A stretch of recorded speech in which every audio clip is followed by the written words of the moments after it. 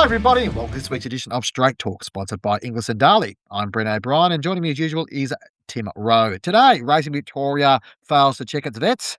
Racing New South Wales has its own integrity departure. The push to expand the Hazzard review and Racing SA's contribution to the economy revealed. In breeding and bloodstock, the depth of the high-end mares market is in discussion. The rise of home affairs, the return to the track of a one-time stallion, and more stallion fee announcements. And in wagering, the 100 punters who Tabcorp won't bet with, the federal government's long-awaited response to the "you win some, you lose more" report, plus Gillan McLaughlin's major challenge. Tim's been a big week in news. We're going to kick off with racing this week, which we don't often do on this podcast, but Racing Victoria gave us plenty to talk about this week. On Monday, they announced that Glenn Robertson-Smith would be their new chief veterinary officer, a much-anticipated appointment. However, by Tuesday evening, the offer had been rescinded, and due to some revelations of some past charges which he pled guilty to at the magistrates' court involving harassing a race official or a race club official.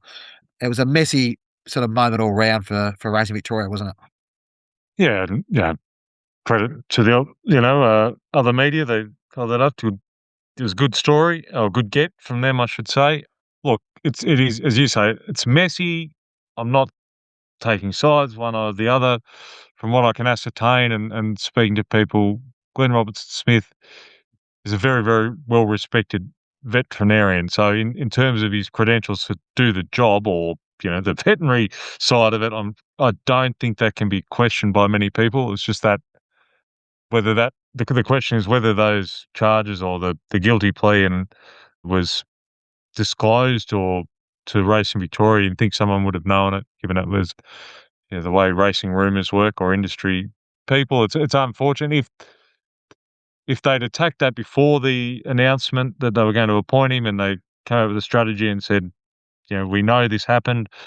Glenn has admitted to it and was deeply remorseful and things like that. Maybe the position could have been tenable, but just the way it came out without Racing Victoria apparently being caught unawares, they probably left with no option but to rescind the offer.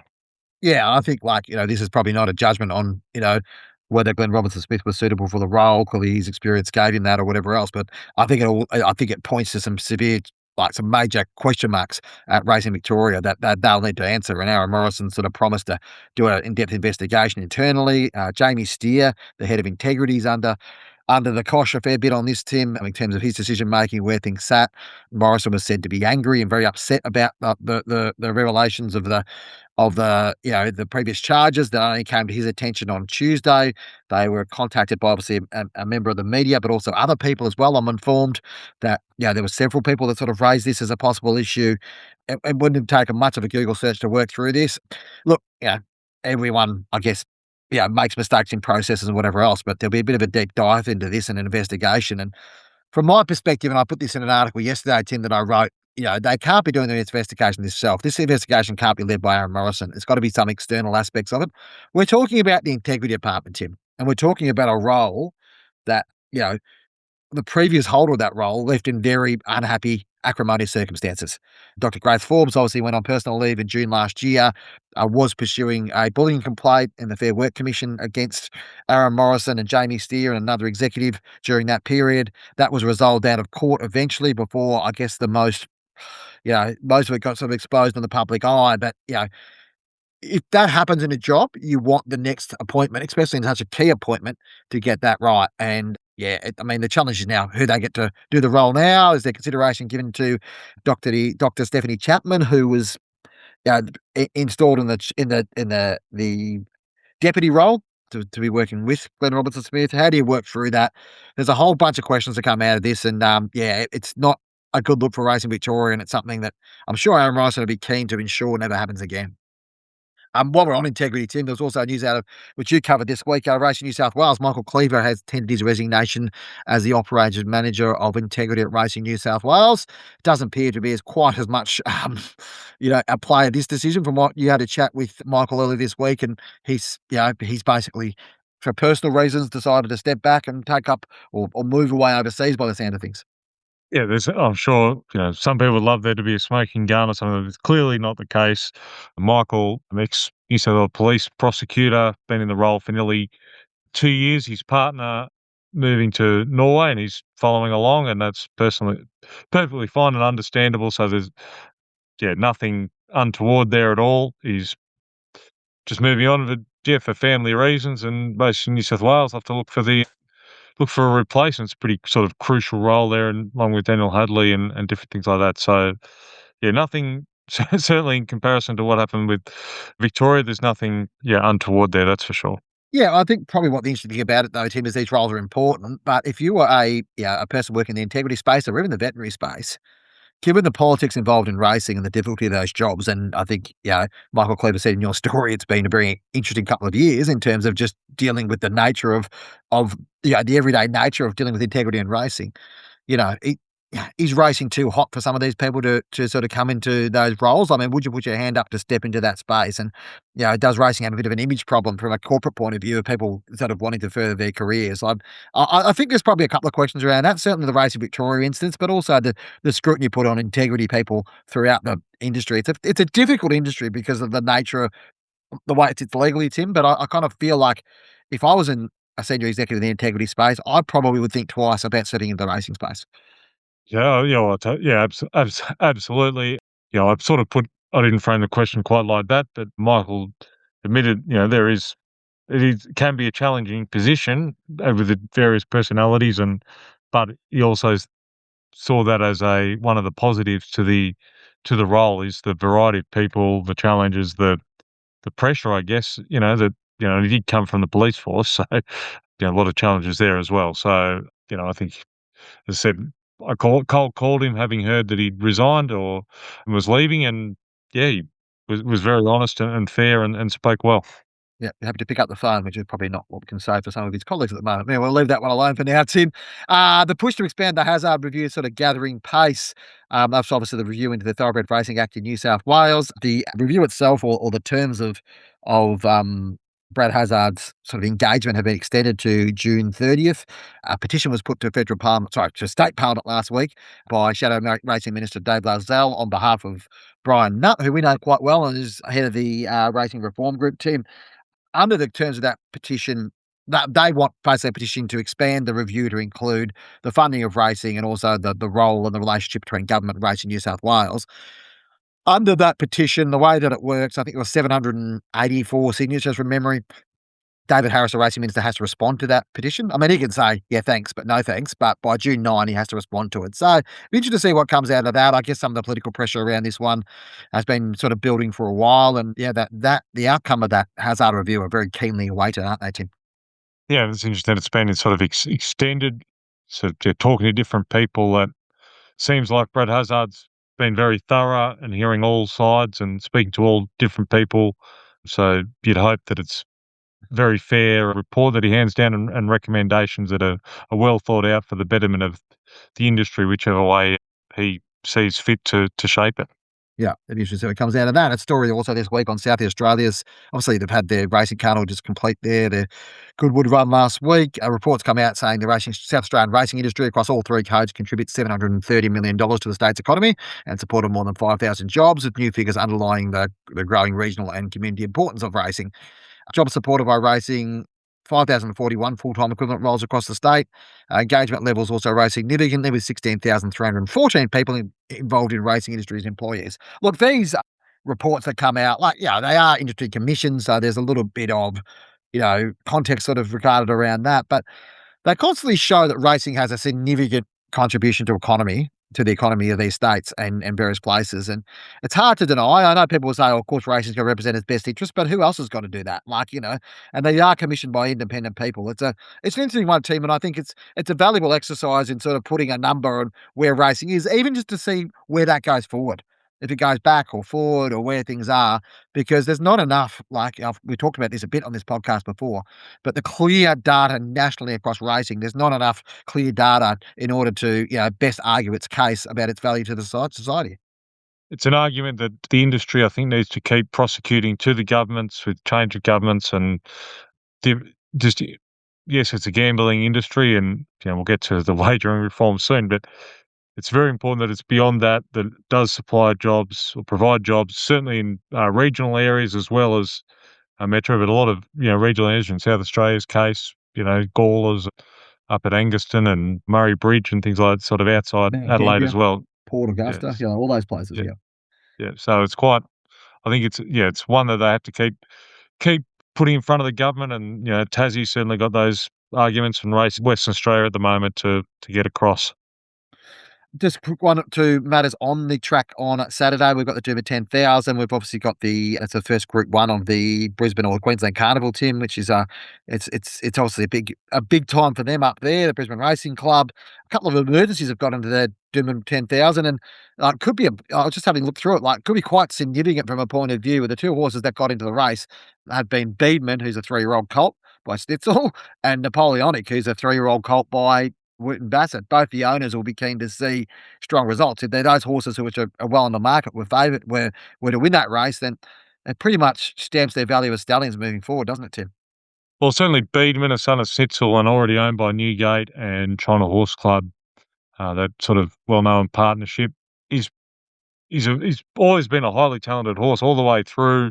Probably just been that, I don't want to say a prep behind, but the mainstream sort of Sydney and Melbourne carnivals, and I think he got to the Coolmore, might have had enough by then, and he's come back well. Clearly, I mean, if he could clinch that one, he's certainly got some currency. And Napoleonic, a lot of debate this week. Why is he in the race? And James McDonald, I think riding has a bit to do with that. I think his family, his mother or brother or someone, certainly his family's owns a half sister, so there'll be a lot of pressure riding on James this weekend to give him a good ride and get him home. Obviously owned by Jonathan Munns and well-known colours for Tom Charlton.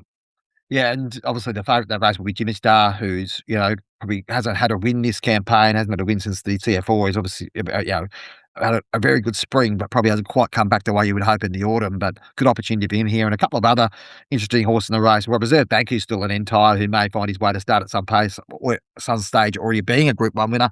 And we've also got Private Harry and Devil Knight, both Yulong aligned horses who are destined to go and stand at Yulong's new look operation this year. So there's plenty to look at, Tim, anyway, and plenty to work through in the racing scene at this time of year. The following segment is brought to you by Inglis. The catalogue for Inglis's Great Southern Weanling Sale is set for release in the coming days. There will be 430 lots offered across 2 days on Thursday 11th and Friday the 12th of June. 160 of those lots will sell from 1 p.m. on the Thursday, with the remaining lots selling from 10 a.m. on the Friday. Previous graduates include the Blue Diamond winners Streisand and undefeated Kiwi Group 1 3-year-old Well Written. Check out inglis.com.au in the coming days for the full catalogue. Tim, on to breeding and bloodstock, a topic always close to your heart. There's an article you're penning at the moment, which is set to go up in the next little bit on the straight, which is about the depth of the high-end mares market. And obviously off the back of what happened at Chairman's Sale last week, we saw that extraordinary result with Cheyenne, which we discussed at last week's podcast. But probably beyond that, there's probably a few questions about where the mares market's at, but also who's buying those horses. And you've done a bit of a deep dive. You've spoken to a fair few people who aren't, you know, the Yulongs and Coolmores of the world, but are probably the next lot of buyers. What are you discovering? What are you finding? Well, the big guys, you watch these sales we'll see it next Tuesday week at the race fillies section, particularly at Magic Millions and Chairman's last week. And when you're talking mares at $1 million, $2 million, $3 million, realistically, there's only a few players that can afford or justify buying them. And Coolmore and Yulong are right at the top of that tree down across Australasia.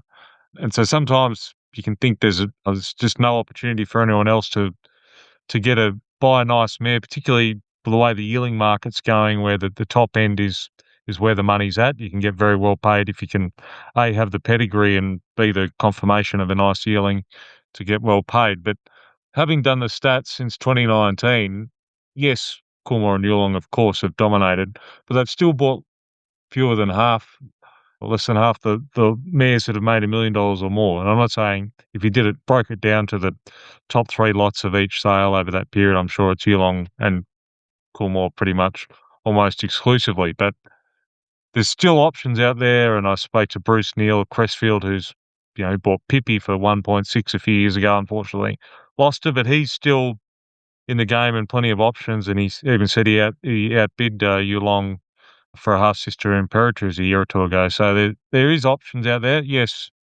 you mightn't justify the very top when Cheyenne goes for 5.6 million, but perhaps it's overblown how much dominance they have, those two big players.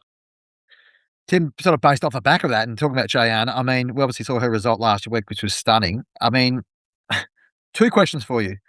What would we think that Streisand sold privately between sort of 5.5 and $6 million, right? Depending on who you ask, right? To you long. Would she have got a bigger price at public auction? Is the first question. And the second one, can you see more 2-year-old fillies selling publicly moving forward in this style, given the success of Cheyenne? First question, look, again, it's hard to justify maybe worth. I'd say Yulong basically pulled out at 5.5, valued the two at the same value. So I'd say I think they both made certainly the right at the top end of their valuation. So I don't think you can argue that the owners of those horses didn't get well paid, and well done to Eric Coe from Singapore. Does race in the Falcon colours, but I believe, well, he does own those, or did own Cheyenne and a lot of other horses he owns. I think Falcon from Thailand sort of pulled out of racing, and I think he acquired them perhaps at a discount. But anyway, he's done very well. The second part of the question, I guess it comes down to who owns the horses. Eric, Cheyenne was one out. So, but if you're a syndicate, even Streisand was a syndicate, and I know that wasn't 100% vote to sell. That you invest a lot of money or time wanting to get a good horse. You finally get a good horse. Why do you why do you sell it at 2 when you could sell it at 4? You know, it might get 5.6 million, but you're still going to get Cheyenne would still be worth multiple seven figures, I would suggest, and depending on what the upside, what she does at 3 and 4. So, just I think it's a case by case basis. Just sort of further on that, I guess, in the 2-year-old space, I mean, Home Affairs is having a really good run at the moment. And yeah, probably when the guest house got done, around Easter, I mean, my sort of cynical mind was like, yeah, he's probably had one, maybe two okay, one really good horse, obviously, guest house, Home Affairs. But where is he going to sit? He'll win the champion size title because of, yeah, it kept his first season size title. But the numbers just keep rolling through, and quality out of horses they're going to look through. And I mean, I think Coolmore will be very happy. They've talked about this horse for a long time, Home Affairs, but the upside things are looking at the moment are very strong, isn't it? Well, he's such a big, powerful horse, and Merrick Staunton says the best yearling he'd seen in 10 or 20 years, and developed into a, very good racehorse, and now really promising stallion. I think there would be a lot of stock that by Home Affairs that probably took a prep longer, or the trainers backed off them. They might have been going a bit shin sore or things like that, and go, they've got talent. I'm just going to look after them, and they're starting to show now. And I just expect it'll sort of go through to the end of the season with a lot of nice horses be unearthed by him and come back, in the spring as well. So yeah, all the right signs. You never quite know, but just the three. I think there was 3 winners this week that we've seen all look like they'll win. Certainly, that won't be their only wins. Yeah, yeah. I mean, and then the thing is, he stands out as well. When you look at the size table at the moment, he's earned $4.3 million. His progeny, the next for a first season size is $690,000. That's quite dominant. Stallion side's had 5 winners from 13 runners, so obviously not quite as many runners as what Home Affairs are. But we always knew those two were going to be. You got a Gold Slipper winner and Coolmore Stud Stakes winners. They were always going to dominate, weren't they, Tim? Just finally, sort of an interesting one, sort of came out over the weekend was Starlust, who stood in Australia last year and had travelled back and decided to bring him back into work. And, it's pretty much been a little bit of a kick in the guts for the guys that took the faith to stand him in Australia. Yeah, Riverstone Lodge and Nick Taylor, sort of a young guy having a crack, and got a property there, sort of north of Scone, and Good steak sandwiches, as I recall, Tim. yes, yes, they were good. They were a very nice place and hospitality. But they went. Nick went searching and found a son of Zoo Star, Breeders' Cup turf winner, brought him down. They're not easy stallions to market, but they got 100 mares to him. I think it was 102 according to the stud book.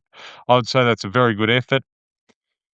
The the Racing Post reported that the owners, the Fitcheries, said his fertility wasn't up to scratch, and they've taken him back into work. But it is a blow for Nick. The quotes in that story said he had 70 in foal, which isn't. The stallions can get a sort of 86-90%, but that 70% is not terrible. That would have provided Riverstone with something to work with, foals on the ground. they could have done something with that. But anyway, the owner's prerogative, and that's, Nick's a young man requiring the capital to buy a horse like that outright is, I can understand why it was whatever agreement was on, and the owners have put him back into work. So unfortunate, but sort of Nick did text me and that, play on and looking forward. He's not sort of dwelling on the past. So good luck to him. Yeah, yeah. There's not a great example of horses coming back. Been a few over recent years, but most of those have been a sort of abject failure at start in terms of fertility, not just a little bit below the average. Anyway, interesting decision. That's the way things happen. The following segment is brought to you by Darley. Darley Australia has announced its 2026 stallion roster with 16 stallions to stand across Kelvinside in New South Wales and Northwood Park in Victoria.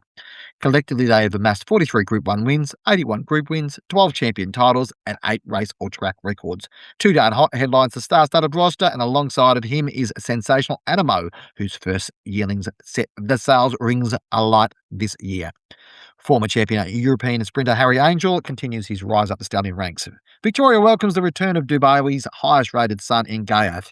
Breeders looking for the commercial benefit of first-season stallions have welcomed the recent retirement of Tentyrus and Observer to Kelvinside and Northwood, respectively. For full details, check out darley.com.au. Big story this week was engagement-wise, not surprisingly, you're able to sort of source a list of I guess the excluded list from a Tabcorp point of view of people that are banned with transacting with Tabcorp. Was a list of 100 punters. The federal, it's an interesting list, Tim, and one which created plenty of debate. We chose not to name the punters out of privacy considerations, but the fact that there were 100 punters there, 33 of which were added in the past 12 months, that comes after the 8 punters that were sort of announced, or that was confirmed about 8 punters were banned a couple of weeks ago.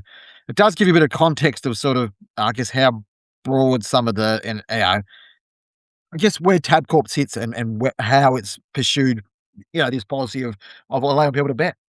Yeah, and just to sort of clarify, I guess the 100 punters that are banned, that's from using EBTs and accounts. It's not a punter that might be placed on minimum bet laws, or, the bets are restricted, depending what they're betting on. That's completely different. These are people not to use EBTs, betting cash.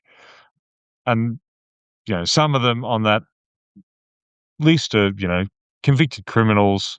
It goes without saying that you would expect those names on it. Then there's some others, and, there was the 8 punters, you probably classify them as genuine punters, or they would say they're genuine punters. Tabcorp claims that, it's, again, the same laws, source of funds, and whether those punters can challenge that or elect to try and challenge that in a court, or I'm not sure. But that's, at the moment, that's how they've been stood down and being monitored not to bet through EBTs. Some probably can still bet through accounts. I'm not sure, but they're certainly being monitored, and it is significant. Just the Gillon McLaughlin's made a point of, Tabcorp turning fortunes around, National Tote supposedly happening, but also, focusing on retail, which is cash. Yes, there's the Tab app, but it is cash, and that's sort of a little bit makes it a bit difficult for him to sort of prosecute that going forward, trying to promote that with just the focus of anti-money laundering laws and their obligations to meet those. Yeah, yeah, and we'll parlay into that now, that discussion around sort of the broader challenge that Tabcorp's got. I think 48% of their revenue, or sorry, of their turnover is cash related. So, it does, it's an interesting challenge for them to try to, work through this, and speaks to the broader challenge they've got now. They've got the Austrac investigation, they've got Austrac in the building having a look at what they're doing. There's significant scrutiny around that. Their share price has taken a major haircut to the view of probably $700 to $800 million, 25% in the space of the last week.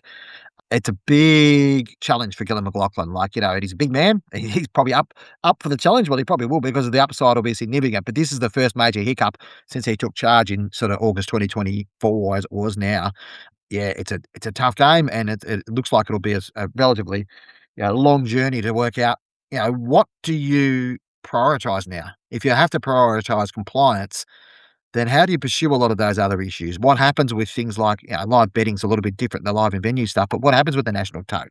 How do they get the liquidity they want through that if cash betting's going to be a lot more scrutinised. There's a whole bunch of questions out of this, Tim, which are probably going to have some knock-on effects, isn't there? Look, to a degree, I think they've been ahead of the game. Sort of, probably, perhaps they knew they were going to be under scrutiny from Austrac and different things, and that list sort of confirms it with 33 sort of banned in the last 12 months. And I know, well, I understand that Gill and Tabcorp launched the financial crime risk transformation strategy in December as well. So what that entails, I can't tell you exactly, but obviously they're right on top of this. And where it is an issue is for the industry, with if turnover does plummet, especially through tote or fixed odds, doesn't matter. That it's going to hit the industry or racing industry for revenue. So that it's a double sort of, yeah. It's not just Tabcorp being hurt; it's the racing industry as well.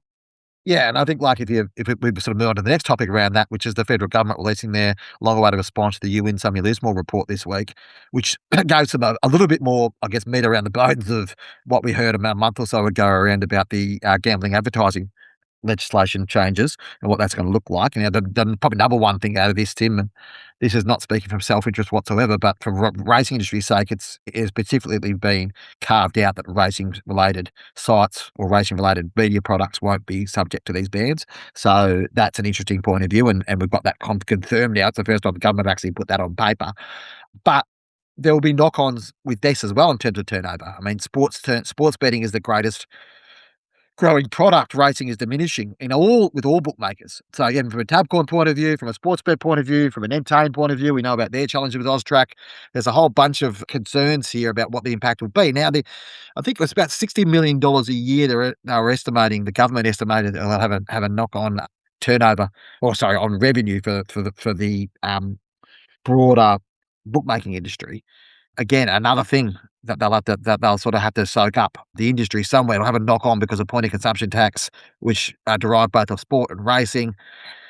It's I like it, you'd hope to be one of the chief sort of financial people within one of these PRAs, trying to put a finger on what revenue is going to look like for the next couple of years, Tim, because there's so many external factors affecting where things are sitting. Definitely, and call me cynical, but they did release it on budget day, whenever all the political journos are in budget lockup till sort of 6 p.m. or whatever, being able to get their head around tax reform and different things like that, and to dump that out. And clearly, government want to be seen to be doing something without coming under too much scrutiny, because it is, it seems it is a polarizing issue, with all, depending which side you're on. And so, yeah, just interesting timing of the release. Probably smart politics in many ways. Yeah, it is a politically dangerous or politically difficult issue for the government. Like, it's one issue that they get banged from the left on at the moment, and then, you know they have sought to minimise that political exposure by releasing the first thing on the Thursday before Easter, the first lot of reforms, and then yeah. I like, to be honest, Tim, like, obviously I've been covering this "You Win Some, You Lose More" report since it was released. This is before the strike even started, in previous publications in 2023, and gone through the whole thing. It's 197 pages or something like that, the report. 9-page response. Of the 31 recommendations, maybe 5 or 6 were dealt with. I think it's pretty weak from the government, to be perfectly honest. I think there's a whole bunch of questions that need to be answered for the sake of where wagering sits within Australia. I may be at my own in this one, but I think racing needs a national ombudsman, because too many punters are being stuffed around by the system and too many people are being sort of chewed up. I think there needs to be a degree of accountability. I know that the PRAs have said before they don't want additional regulation in this space because they think there's enough regulators, but it's all over the place. Like, you read the decisions, what's going on, and even Tabcorp, like, they're regulated by about 5 different people. Like, I know that, yeah, gambling law risks within the states. I understand all these things. I know the regulation with Northern Territory, all these type of things, but I can only see it becoming more and more complex. And my concern is that people bet nationally, and people bet on sport and they bet on racing and they bet nationally. And we're dealing with national bodies now. We're dealing with sports bets and tabs and all these type of people. So I kind of feel, from a punter's perspective, it probably leaves them with less options in terms of trying to get what they want out of it if they've got an issue. There's still plenty of questions to be answered. Even the celebrities or sports stars aren't to be promoting odds, but who's Does a that include celebrity does that and who's include a you and me, Tim? Are we yeah, well, celebrities or not? we're a very niche one, but even Hey, I I got saw recognised out front of my house the other day. Yeah, Kane Cornes stood down from the AFL so he could keep his sports bet payments. Luke Luke Hodge did Hodge the same. from Tabcorp, but Yeah, they're Luke Hodge the retired, same. Yeah. so they still sports stars or are they celebrities? It seems well into well, I wouldn't say it's well intentioned, but some could argue it's well intentioned with no thought to actually how it would be implemented. So still a lot of questions to be answered, as I say. Yes, and inspired by people who appear on programs like that. I've managed to get through the program, yeah, one of your great idols, James Hird, who had a few coughing issues this week, apparently during through one of the filming of his programs. I've had a few today, but thankfully I should be fine. There's nothing, nothing to concern yourself with there. Thanks for joining us on Straight Talk, brought to you by our wonderful sponsors, Starlin Inglis. Don't forget to give us a rating wherever you're listening to our podcasts, and be sure to subscribe. Become a member of the Straight. I urge you to do that. Check out our options, and members get access to all of our articles. Don't forget to send us an email at editor@thestraight.com.au. Tim, you got a shout out? Well, I just did literally just got a message while we're recording this from our a Tassie listener saying they've signed up. They were telling me they've got a good accountant, so it's a 100% tax write-off. Good time to be talking about that. So thank you for that. Yeah, the man down in Devonport. Yeah, excellent. It's always good to have another member of the Rowe family or the extended family on board, Tim. Anyway, thanks for your time, and we'll talk to you again next week.